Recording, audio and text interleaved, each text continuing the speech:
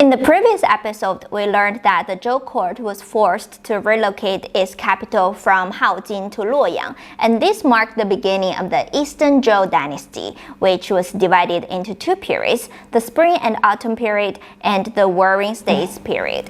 Today, we naturally associate war with killing, destruction, and tragedy because this is what we have witnessed or even experienced during the past few centuries. However, during the Eastern Zhou Dynasty, war is not about killing. Ritual and propriety outweighed practical military purposes. Today, we will step back and try to understand the logic of warfare in the earlier times and how the nobility of Zhou feudal society came into being. If you still remember the mandate heaven that we discussed earlier, you can understand why the warfare was so important in society. At that time, successfully winning a war was seen as evidence of heaven's favor. As a result, war was such a noble thing. Only nobles were allowed to attend a war, and commoners had no place on the battlefield. There is a famous line in 左传.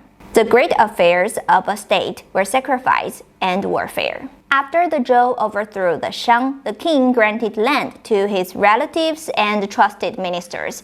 These people moved to the new territories with their families and their own troops and became local aristocrats. The indigenous inhabitants of these lands became the new commoners under their rule. As conquerors, the nobles felt the need to distinguish themselves from the commoners and demonstrate their superior status. Having secured the mandate heaven, the nobles believed that they are the representatives of the heaven, and this elevated not only their status but also the warfare itself. So noble wars became, in a sense, a test of propriety. To use a metaphor, if you join a noble war, it's not about how many people you could kill, it's about how graceful you can march during the war.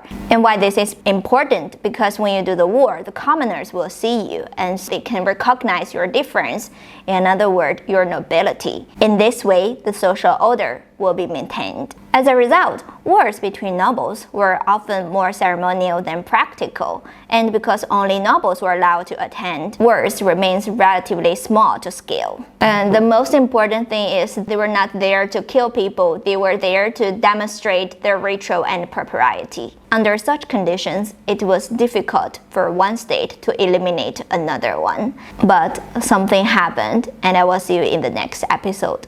Bye bye!